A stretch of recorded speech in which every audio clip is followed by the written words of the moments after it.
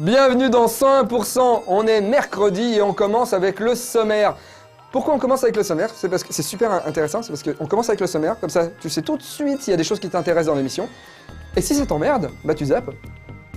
T'as zappé? C'est bon? Bah alors le sommaire. Ah mais non, faire le sommaire d'abord. T'es bête, t'as zappé trop tôt. Reviens. Alors le sommaire, c'est facile, on a une critique de jeux vidéo, Mario Striker, on a la Minute du Geek, Tokyo Café, et on commence par un reportage au Pack Show. Oui, le Pack Show c'était en mai, c'était début mai, oui, je sais. Et bah excuse-moi, No Life aurait dû peut-être diffuser en mai, donc nous on est allé filmer là-bas, on s'est dit ah c'est sympa et ça, on a fait tout le reportage, on l'a monté avec nos petites mimines et tout ça, tranquille, on était très contents. Puis bon, voilà, on l'a le reportage, il est bien fait, on te le passe quand même quoi, je veux dire, tu peux pas gueuler non plus.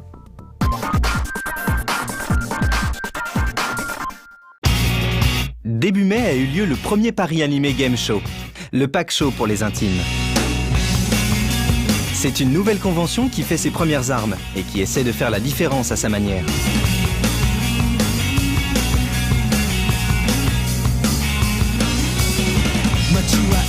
En fait, cette convention-là se veut grand public et se veut novatrice sur 3 thèmes différents qui sont les jeux vidéo, le manga et la culture japonaise. Donc avec en donnant pour une fois la possibilité aux gens, les associations, donc de se motiver, de montrer ce qu'elles peuvent faire. On a un gros pôle culture qu'on veut mettre en valeur. Donc en fait des artistes peintres japonais, une galerie d'art, des sculpteurs.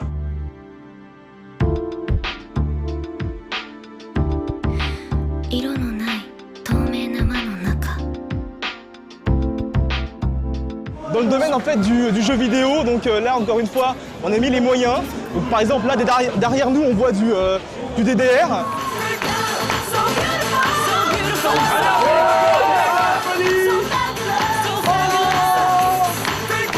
Ah ce flow,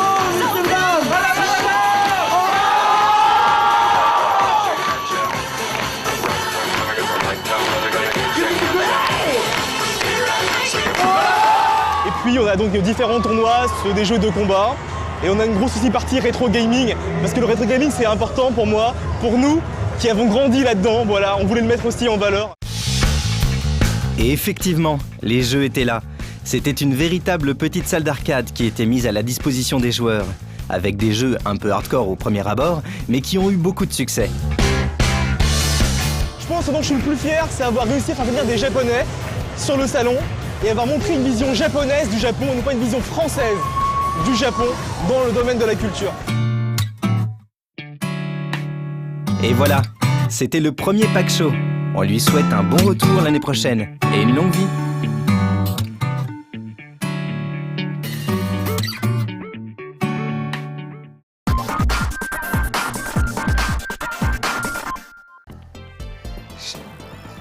Il y a un truc qui me tarabiscote l'intérieur de la tête. Je sais pas si vous y avez déjà pensé, mais bon, je vous livre ça comme ça. On teste un jeu vidéo et on critique un film. On teste un jeu vidéo, on critique un film. On teste, on critique. Je trouve ça inadmissible parce qu'un jeu vidéo c'est une œuvre d'art à part entière. C'est-à-dire que on critique Taxi 4 et on teste École Dauphin par exemple. Non, c'est inadmissible. Alors dans 101%, on ne teste pas les jeux vidéo, on les critique. Et tout de suite, la critique de Mario Striker, qu'un journaliste à nous a testé.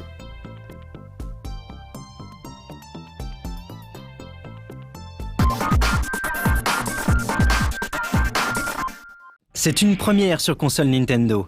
6 mois après la sortie de la déjà populaire Wii, on n'avait toujours pas vu Mario et ses compères pointer le bout de leur nez.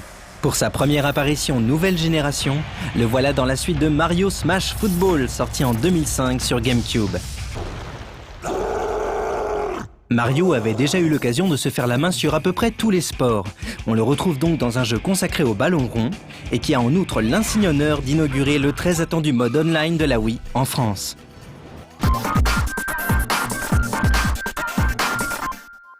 Pas de blabla ici, on est dans un jeu de foot pur et dur, hyper axé arcade. On pourrait même dire que Mario Strikers Charge Football est au foot ce que Mario Kart est au jeu de course. Les matchs se déroulent dans un demi-terrain en 5 contre 5, avec dans chaque camp un gardien et un capitaine. C'est un peu comme du foot en salle, mais avec des super attaques et des objets spéciaux qui viendront pimenter les actions.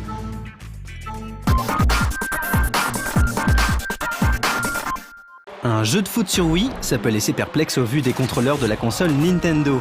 Mais il n'en est finalement rien, puisque les développeurs de Next Level ont fait du très bon boulot. Le stick de Nunchuk permet de diriger le personnage, tandis que le bouton A et la gâchette servent à passer et à tirer. Ici, le pointeur de la Wiimote ne sera utile que lorsque le joueur incarne le gardien, au moment des super attaques adverses. Quoi qu'on puisse en dire, ici le duo Nunchuk et Wiimote n'a rien à envier à un pad classique. Le rôle du capitaine sera décisif dans la partie, puisqu'en plus des objets spéciaux qui viendront empêcher ou aider à marquer, il dispose d'une super attaque, à la différence du reste de l'équipe. En maintenant la gâchette enfoncée quelques petites secondes, le leader déclenchera un super shoot qui demandera une bonne dose de timing. Un balancier apparaîtra où l'amplitude aller déterminera le nombre de tirs, entre 4 et 6, alors que l'amplitude retour conditionnera la vitesse, lent, moyen ou rapide.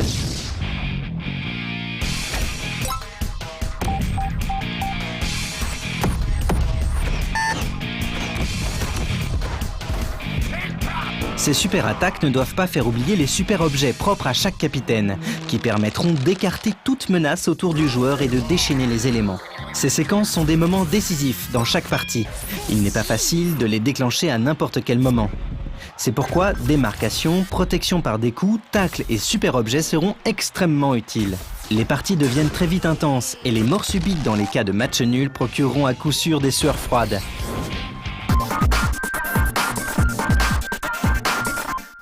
On avait un peu peur du résultat quant à l'adaptation d'un jeu de foot sur Wii, et finalement, on en ressort conquis.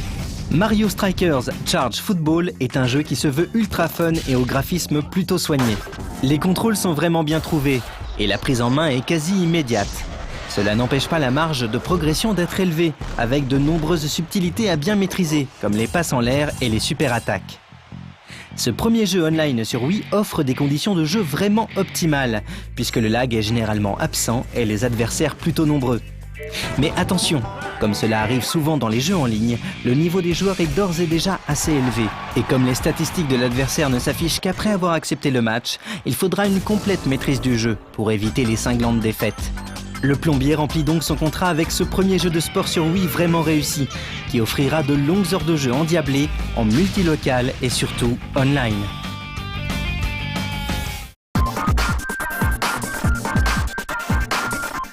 Je sais pas si, comme moi, vous vous posez beaucoup de questions, mais moi, quand même, des fois, je réfléchis le soir, des fois, j'arrive pas à dormir, je me dis, mais qu'est-ce qui se passe dans le monde, la guerre, tout ça, pourquoi j'ai jamais fini Sonic ? Et en fait, heureusement, sur No Life, on a le professeur Pirou qui est là et qui répond à toutes les questions qu'on ne s'est jamais posées. Et donc, il nous répond dans la Minute du Geek. Et la Minute du Geek, c'est le mercredi. Et donc, on est mercredi. C'est Monsieur Pirou. Faites-moi rêver.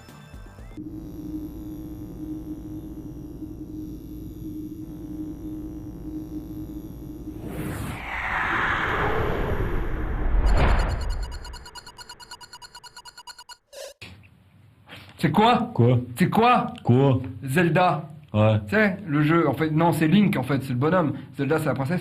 Eh ben, Zelda, Ouais. eh ben, c'est que sur Nintendo. C'est pour ça que les gens achètent des Nintendo, c'est parce que Zelda, c'est que sur Nintendo. Ah ouais. Ouais, Je sais pas. si. Mais c'était sûr? Oui, je te le dirai pas, sinon. J'aimerais beaucoup pouvoir dire que c'est vrai, mais hélas, non. Au début des années 90, Nintendo travaille avec Philips sur une extension CD-ROM pour la Super Nintendo. Le projet ne verra jamais le jour. Malgré tout, Philips gardera les droits pour sortir des jeux basés sur des licences Nintendo sur sa propre plateforme, le CDI. N'y allons pas par quatre chemins. Les 3 Zelda qui sortirent sur le CDI étaient des horreurs, des monstruosités cosmiques enfantées par des entités ctuloïdes d'outre-espace. Les 2 premiers titres étaient des jeux d'action en scrolling horizontal, un peu comme Zelda 2, ce qui n'est pas très flatteur pour Zelda 2. Il proposait également 10 cinématiques réalisées en dessin animé à moindre frais par un studio d'animation russe. Le 3e titre, Zelda's Adventure, allait plus loin dans le mauvais goût en proposant des incrustations d'acteurs digitalisés. À part ça, il se rapprochait un peu plus d'un vrai jeu Zelda, dans la mesure où il était vu du dessus, qu'on y ramassait des rubis et que le méchant était Ganon. La comparaison s'arrêtait là. Par chance, le CDI fut un retentissant échec commercial et emporta ses 3 Zelda de la honte avec lui dans la tombe.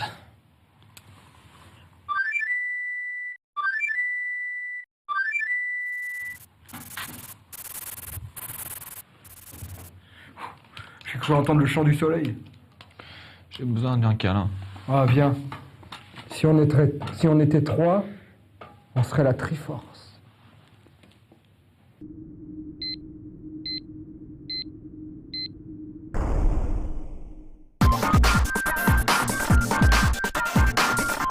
Lolita, c'est ma copine à moi. C'est pas ça? Non. Je connais pas trop Alizé en fait. Enfin, maintenant, en tout cas, c'est Tokyo Café sur Alizé avec Suzuka. Donc, c'est Suzuka qui présente Tokyo Café et qui parle d'Alizé au japonais, au Japon.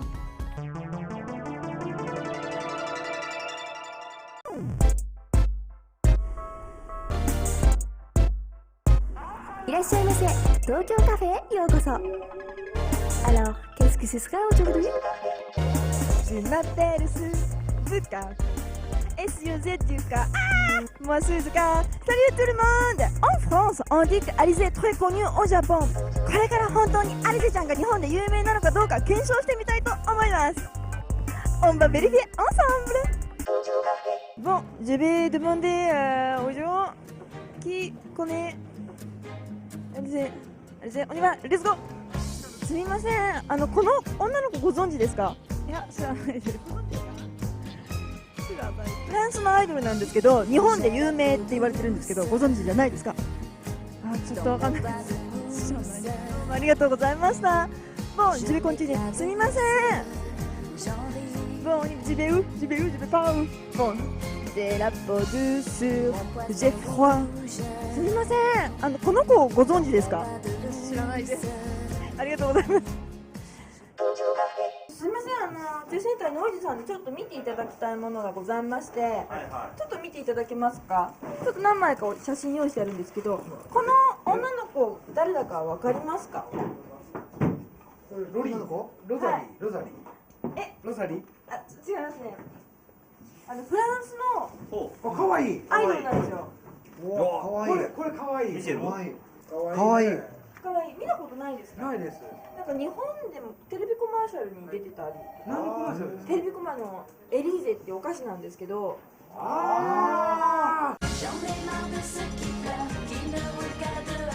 君の知らないエリーゼ。わかります？エリーゼ。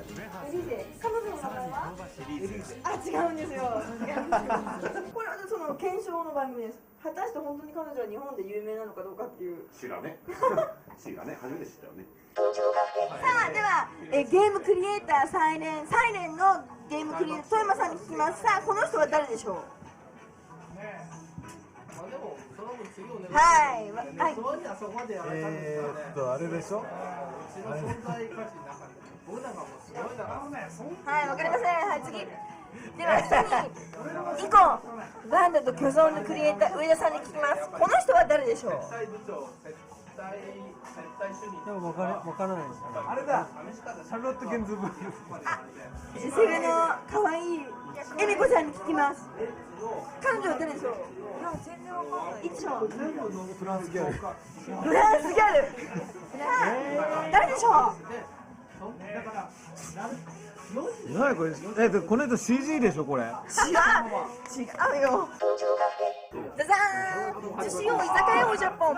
さあ、ここで私が果たしてみんながアリセちゃんを知ってるかどうか確かめてみたいと思います。いきます。さて、皆さんは彼女を知ってますか？これミラ・ジョボビッチじゃないんですか？これ違う。ミスアメリカ。面白いボケは思いつかない。わかんない。ピンクヘラモード。フランスの女優さんなんだろう。ザザーン。これでどうでしょう？さあ、誰でしょう？分かる人手を挙げて。キルカン、キラコです。あれ、レブラマン。分かった。これはあれですよ。キューティーハニーですよ。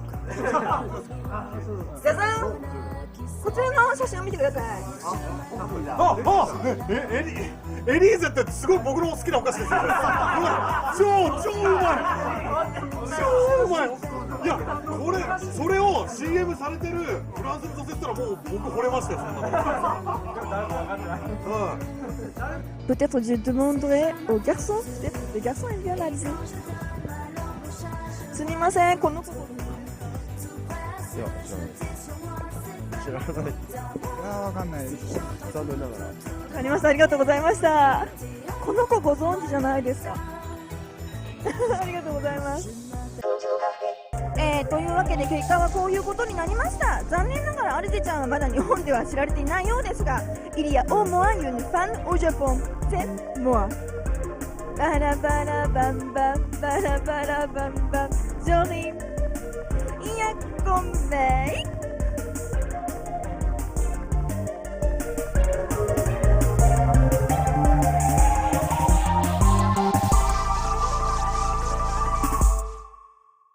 Lolita, c'est ma copine à moi, Lolita. Elle est gentille et puis coquine. Je connais rien en musique.